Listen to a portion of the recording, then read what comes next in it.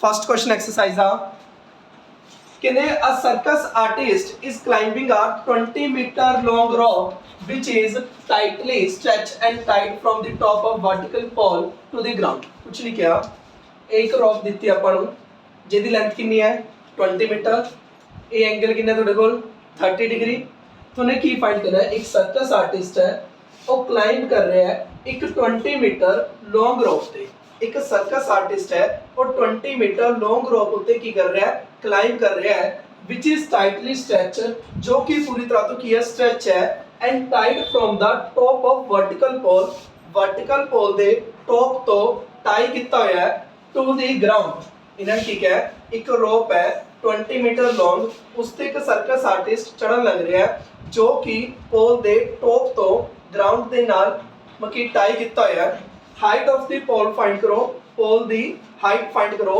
if the angle made by the rope with the ground is 30 degree अगर rope ने ground के नाल 30 degree angle बनाया हुआ है तो इसकी height find करो क्वेश्चन समझाया क्वेश्चन क्या है दोबारा से देख लो कहने की सर्कस आर्टिस्ट है इस क्लाइंबिंग 20 मीटर लॉन्ग रोप एक 20 मीटर लॉन्ग रोप ते क्लाइंब कर रहे हैं जो कि टाइटली स्ट्रेच है टाइटली टाई किया हुआ है from the top of vertical pole दे टॉप तो किस नाल ग्राउंड दे नाल कहंदे हाइट फाइंड करो पोल दी अगर ये एंगल कितना दिता होया 30 डिग्री दिता होया बस कुछ नहीं 90 दे सामने लगी होंदा है हाइपोटेनियस थीटा दे सामने लगी होंदा है परपेंडिकुलर जो बच गया वो की होंदा है बेस हुन ਤੁਹਾਡੇ ਕੋਲ हाइपोटेनियस हैगी है परपेंडिकुलर फाइंड करना है p ਤੇ h ਕਿਹਦੀ ਚਾਹੁੰਦੇ ਨੇ sin ਦੇ ਵਿੱਚ ਕਿਹਦੀ ਚਾਹੁੰਦੇ ਆ sin ਚ दैट्स मीन जो sin 30 है वो किस ਦੇ ਇਕੁਅਲ है p that's mean ab upon h that's mean AC sin 30 कितना होता है 1/2 AB साइड कितनी अपने को चेक कर लो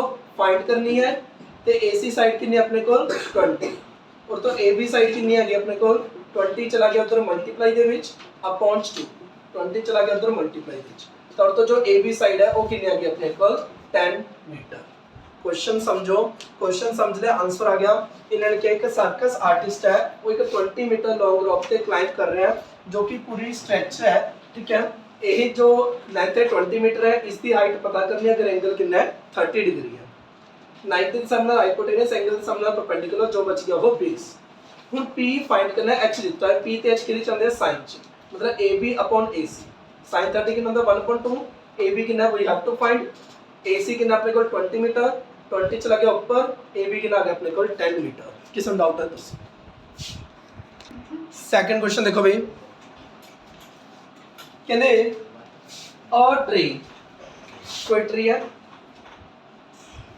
ब्रेक्स ड्यू टू स्टॉर्म वो टूट गया किस वजह तो तूफान की वजह एंड द ब्रोकन पार्ट ते जो तो टूटा हुआ पार्ट है बैंड वो की हो गया चुक गया और ट्री कोई ट्री है ब्रेक्स वो टूट गया ड्यू टू स्टॉर्म तूफान की वजह तो एंड द ब्रोकन पार्ट के ऊपर जो टूटे हुए पार्ट है बैंड्स वो नीचे टर्न कर गया so that top of the tree इस प्रकार कर गया कि जो ट्री का टॉप है वो टच द ग्राउंड ਨੂੰ टच कर लग गया लाइक एज मान लो जिवें देखो ये ट्री है ठीक है मान लो ये ट्री है ये क्या होया स्टॉर्म की वजह तो टूट गया ਤੇ ਇਹ ਚੀਜ਼ ਐਵੇਂ ਬੈਂਡ ਕਰ ਗਈ ਕਿ ਇਹਦਾ ਟੌਪ ਕਿਹਦੇ ਨਾਲ ਟੱਚ ਕਰਨ ਲੱਗਿਆ ਗਰਾਊਂਡ ਨਾਲ ਟੱਚ ਕਰਨ ਲੱਗਿਆ ਕਿ ਜਿਹੜਾ ਪੂਰਾ ਟਰੀ ਸੀ ਇਹ ਵਿੱਚੋਂ ਟੁੱਟ ਕੇ ਕਿਸ ਪ੍ਰਕਾਰ ਟੁੱਟ ਗਿਆ ਕਿ ਇਹ ਚੀਜ਼ ਇਸ ਪ੍ਰਕਾਰ ਹੋ ਗਈ ਤੇ ਇਹਦਾ ਜਿਹੜਾ ਟੌਪ ਹੈ ਕਿਸ ਨਾਲ ਟੱਚ ਕਰਨ ਲੱਗਿਆ ਗਰਾਊਂਡ ਨਾਲ ਟੱਚ ਕਰਨ ਲੱਗਿਆ ਦੁਆਰਾ ਦੇਖੋ ਕਹਿੰਦੇ ਇੱਕ ਟਰੀ ਹੈ ਇੱਕ ट्री है ब्रेक्स और टूट गया किस वजह तो तूफान की वजह तो ते दा जेड़ा ब्रोकन पार्ट है जेड़ा ऊपरला टुटे हुए पार्ट है वो बेंड कर गया किस प्रकार सो दैट जेड़ा टॉप ऑफ ट्री है ट्री दा जो टॉप है टच द ग्राउंड नु की कर रहा है टच कर रहा है ते 30 डिग्री एंगल बना रहा है ते इधर कितने एंगल बना रहा है ये 30 डिग्री एंगल बना रहा है वो तक दसो किस समझ ना आया एक ट्री सीगा और तूफान की वजह तो विचों टूट गया बिल्कुल मिड पॉइंट तुम कह सकते विचों टूट गया ਤੇ ਜਿਹੜਾ ਉੱਪਰ ਟੁੱਟੇ ਹੋਏ ਪਾਰਟ ਹੈ ਉਹ ਕੀ ਬਣਾ ਰਿਹਾ ਹੈਗਾ ਆਪਣਾ 30 ਡਿਗਰੀ ਦਾ ਐਂਗਲ ਬਣਾ ਰਿਹਾ ਗਰਾਊਂਡ ਦੇ ਨਾਲ ਐਂਗਲ ਓਕੇ ਉਸ ਤੋਂ ਬਾਅਦ the distance between the foot of the tree and the point where the top touch the ground ਕਿੰਨੀ ਡਿਸਟੈਂਸ ਕਿਹਦੇ between the foot of the tree ਦੇ ਫੁੱਟ ਦੇ ਵਿੱਚ and the point where the top touch the ground ਤੇ ਜਿੱਥੇ top ਨੇ ground ਨੂੰ touch ਕੀਤਾ ਹੈ ਇਹ ਜੋ ਡਿਸਟੈਂਸ ਦਿੱਤਾ ਹੋਇਆ ਇਹ ਕਿੰਨਾ ਤੁਹਾਡੇ ਕੋਲ 8 ਮੀਟਰ। ਇਹ ਡਿਸਟੈਂਸ ਕਿੰਨਾ ਤੁਹਾਡੇ ਕੋਲ 8 ਮੀਟਰ। ਤੇ ਤੁਸੀਂ ਪੂਰੀ ਹਾਈਟ ਫਾਈਂਡ ਕਰਨੀ ਹੈ ਟਰੀ ਦੀ। ਕੀ ਫਾਈਂਡ ਕਰਨੀ ਹੈ? ਹਾਈਟ। ਤੁਸੀਂ ਖੁਦ ਸੋਚੋ ਇਹ ਜੋ ਹਾਈਟ ਹੈ ਇਹ ਵਾਲਾ ਪਾर्ट भी ਤੇ ਟੁੱਟੇ ਹੋਏ ਪਾर्ट है, मतलब कुल मिला के ਤੁਸੀਂ ए भी फाइंड करना है ਤੇ ए भी फाइंड करना है ਤੇ ਦੋਨਾਂ ਦਾ ਕੀ ਕਰਨਾ ਹੈ? ਐਡ ਕਰਨਾ ਹੈ। ਸਮਝ ਚਾਹੀ ਦੁਆਰਾ ਦੇਖ ਲਓ ਇੱਕ ਪੂਰਾ ਟਰੀ ਸੀਗਾ ਉਹ ਬ੍ਰੋਕਨ ਹੋ ਗਿਆ ਤੇ ਜਿਹੜਾ ਇਹਦਾ ਬ੍ਰੋਕਨ ਪਾर्ट ਹੈ ਇਹ ਬੈਂਡ ਹੋ ਗਿਆ। ਕਿਸ ਪ੍ਰਕਾਰ ਹੋ ਗਿਆ ਕਿ ਉਹਨੇ ਗਰਾਊਂਡ ਦੇ ਨਾਲ 30 ਡਿਗਰੀ ਦਾ ਐਂਗਲ ਬਣਾ ਲਿਆ। ठीक है, ਤੇ ਇਸ ਦਾ ਜੋ ਫੁੱਟ ਹੈ ਟਰੀ ਦਾ ਉਹ ਇਸ ਦੇ ਟੌਪ ਤੋਂ ਕਿੰਨੇ ਮੀਟਰ ਦੂਰ ਹੈ? 8 ਮੀਟਰ ਦੂਰ ਹੈ। ਆਪਾਂ ਨੇ ਕੀ ਫਾइंड ਕਰਨੀ ਹੈ? ਇਸ ਟਰੀ ਦੀ ਹਾਈਟ ਫਾइंड ਕਰਨੀ ਹੈ। अगर ट्री की हाइट फाइंड करनी है तो कुल मिला के अपने ए वाली साइड फाइंड करनी है तो ए वाली साइड फाइंड करनी है, क्योंकि अगर ये दोनों का ऐड करांगे तो ही अपने पूरी ट्री की लेंथ आऊगी। समझ सकी?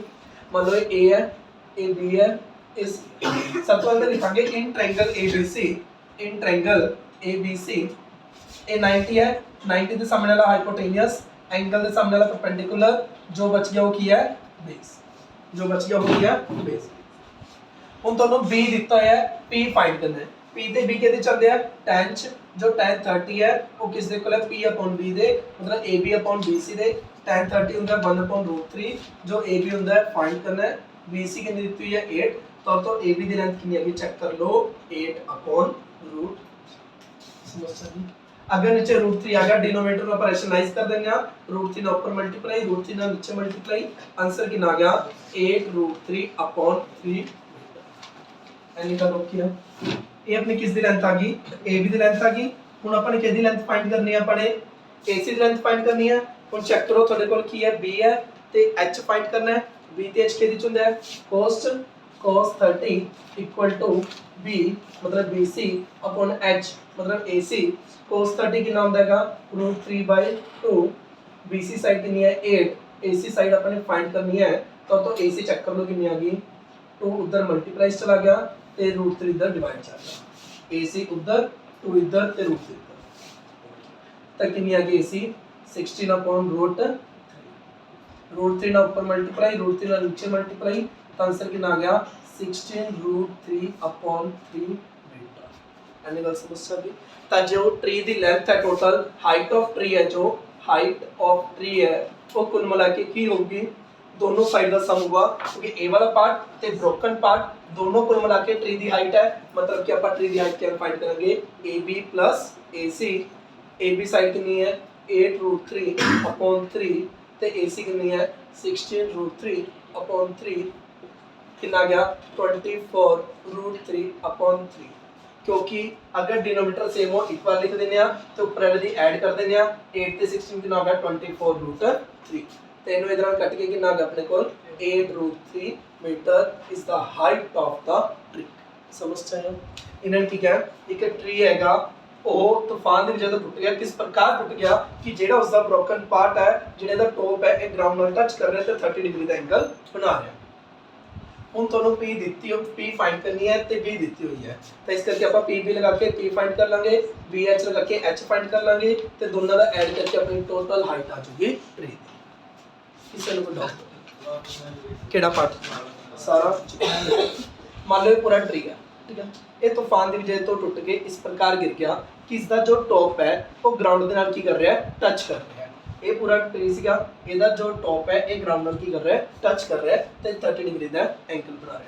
ਆਪਾਂ ਨੇ ਪੂਰੇ ਟਰੀ ਦੀ ਹਾਈਟ ਪਤਾ ਕਰਨੀ ਹੈ ਤਾਂ ਆਪਾਂ ਇਹ ਵਾਲੀ ਚੀਜ਼ ਵੀ ਪਤਾ ਕਰਾਂਗੇ ਤੇ ਇਹ ਬ੍ਰੋਕਨ ਪਾਰਟ ਵੀ ਪਤਾ ਕਰਾਂਗੇ, मतलब ਇਹ ਚੀਜ਼ ਵੀ ਫਾਈਂਡ ਕਰਾਂਗੇ ਐਂਡ ਇਹ ਵਾਲੀ ਚੀਜ਼ ਵੀ ਫਾਈਂਡ ਕਰਾਂਗੇ। ਸਭ ਤੋਂ ਪਹਿਲੇ B ਦਿੱਤਾ ਹੋਇਆ, P फाइंड करना है, PB किहदे चलदा है? tan तो tan लगाता। फिर ਤੁਹਾਨੂੰ B ਦਿੱਤਾ है, H फाइंड करना है, BH किहदे चलदा है? cos तो ਅਸੀਂ cos लगाता। अब ਤੁਹਾਡੇ ਕੋਲ AB साइड आ गई, AC साइड भी तुम्हारा ऐड करता, चेक कर लो। पहले अपन tan लगाता, tan 30 के मतलब 1/√3, A वाली चला गई 8 चला गया मल्टीप्लाई 8/√3 आ गया। डिनोमिनेटर में अपन रैशनलाइज करता √3/√3 कितना आ गया? 8√3/3। सेम है अपने BH लगाता, BH BC 8 है, AC फाइंड करनी है, y क्रॉस करके और कितना आ गया? 16/√3। √3 ਨਾਲ ਉੱਪਰ ਮਲਟੀਪਲਾਈ, √3 ਨਾਲ ਨੀਚੇ ਮਲਟੀਪਲਾਈ ਤਾਂ ਕਿੰਨਾ ਆ ਗਿਆ? 16√3/3। ਤਾਂ ਇਹ ਸਾਈਡ ਵੀ ਹੈ, ਇਹ ਸਾਈਡ ਵੀ ਹੈ। ਆਪਾਂ ਟੋਟਲ ਹਾਈਟ ਪਤਾ ਕਰਨੀ ਹੈ, ਇਹ ਦੋਨਾਂ ਦਾ ਆਪਾਂ ਕੀ ਕਰ ਦਾਂਗੇ? ਐਡ ਕਰ ਦਾਂਗੇ, ਐਡ ਕਰਕੇ ਕਿੰਨਾ ਆ ਗਿਆ? 8√3 ਮੀਟਰ। ਸਮਝ ਸਕਦੇ? ਹਾਂਜੀ, ਥਰਡ ਕੁਐਸਚਨ ਦੇਖੋ। कहते हैं a contractor plan to install 2 slides for children to play in a park. कहते कोई कॉन्ट्रैक्टर है वो प्लान कर रहा है टू इंस्टॉल 2 स्लाइड्स बना रहे ਆਪਾਂ। मान लो एक स्लाइड बनाई अपने, एक होर स्लाइड बनाई जा रही है। इन्होंने की कहा दोबारा क्वेश्चन पढ़ो।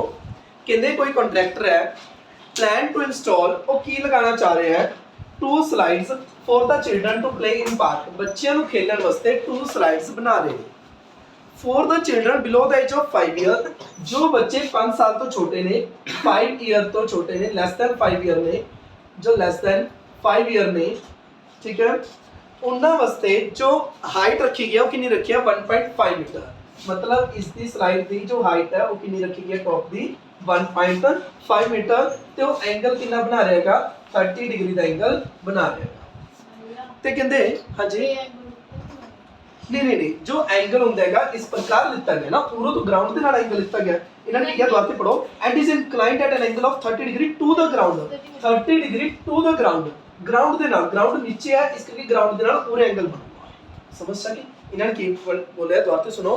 कहते अ कॉन्ट्रैक्टर कोई कॉन्ट्रैक्टर है प्लान टू इंस्टॉल बनाना चाह रहे हैं 2 स्लाइड्स बच्चों वास्ते पार्क दे विच। जो बच्चे 5 साल तो छोटे ने उन्होंने वास्ते जो स्लाइड बनाई गई है उसका जो टॉप है वो 1.5 मीटर है तो ग्राउंड के नाल 30 डिग्री एंगल बना रही है।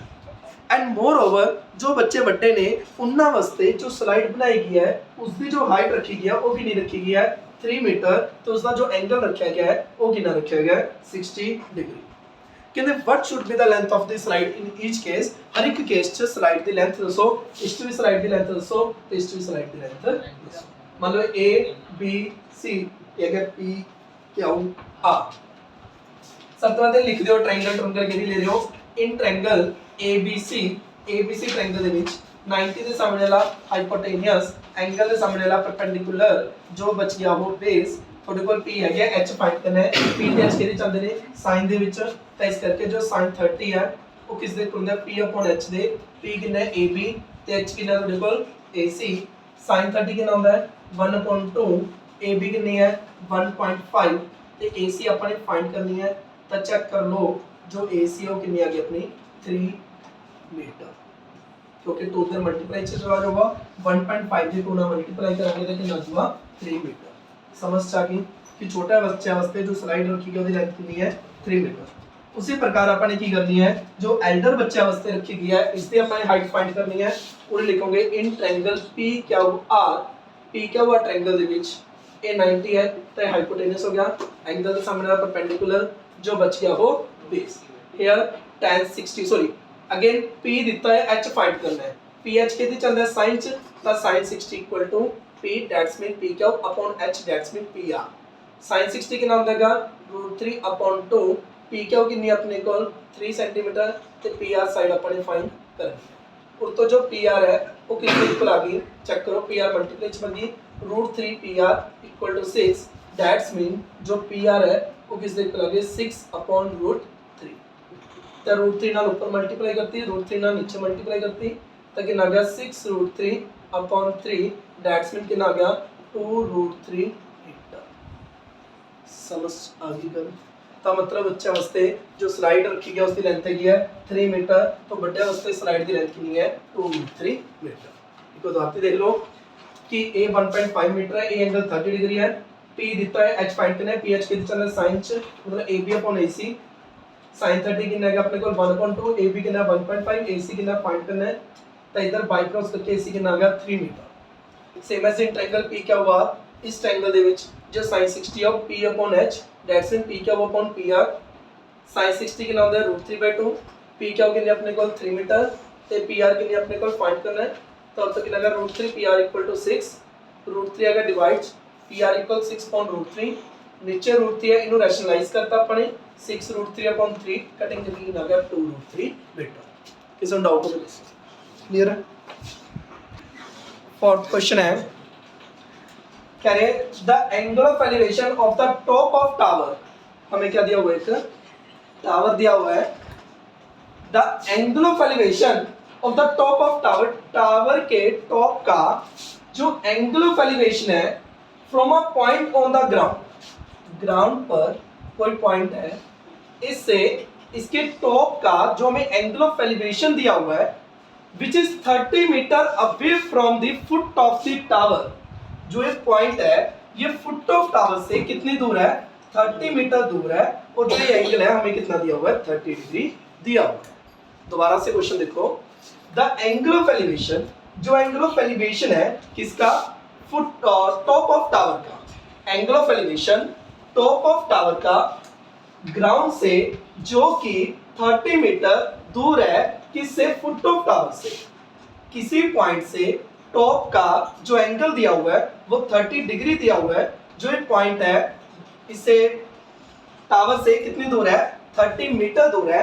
हमने क्या फाइंड करना है, हाइट ऑफ द टावर, मतलब हमें जो बीसी साइड है वो कितनी दी हुई है, 30 मीटर, एंगल दिया है 30 डिग्री, फाइंड क्या करना है, एबी। अब देखो इन triangle ABC, in triangle ABC 90 के सामने वाला हाइपोटेनियस, एंगल के सामने वाला परपेंडिकुलर, जो बच गया वो बेस। फाइंड करना है हमने height of the tower, P find करना है, बी दिया हुआ है, पी और बी किस फॉर्मूले में आते हैं, tan में। सो यहाँ पे क्या लगाएंगे हम, tan 30, tan 30 equal to p upon b, tan 30 equal p that's mean ab upon b that's mean bc, tan 30 equal to 1 upon √3, ab side कितनी है, we have to find, bc side 30 metre, now ab equal to 30 upon √3। अब क्या कर देते हैं इसका rationalise, √3 से multiply, √3 से divide, now 30 √3 upon 3 that's mean 10 √3 metre. दोबारा देखो हमें क्या दिया हुआ है, कह रहे जो टॉप ऑफ टावर का, टॉप ऑफ टावर का ग्राउंड से जो एंगल ऑफ एलिवेशन है वो 30 डिग्री है, जो पॉइंट है वो टावर के फुट से 30 मीटर दूर है, हमने टावर की हाइट फाइंड करनी है। 90 के सामने वाला हाइपोटेनियस, एंगल के सामने वाला परपेंडिकुलर, जो बच गया वो बेस। दिया हुआ हमें बेस है, फाइंड हमने परपेंडिकुलर करना है, p और b किस में आते हैं, tan में, that's mean tan 30 equal p upon b, ab side हमारे पास फाइंड करनी है, bc side 30, now ab equal to 30 upon √3। अब हमने क्या कर दिया, रैशनलाइज, दैट्स मीन जो ab साइड है वो कितनी है हमारे पास, 10 √3। Any doubt?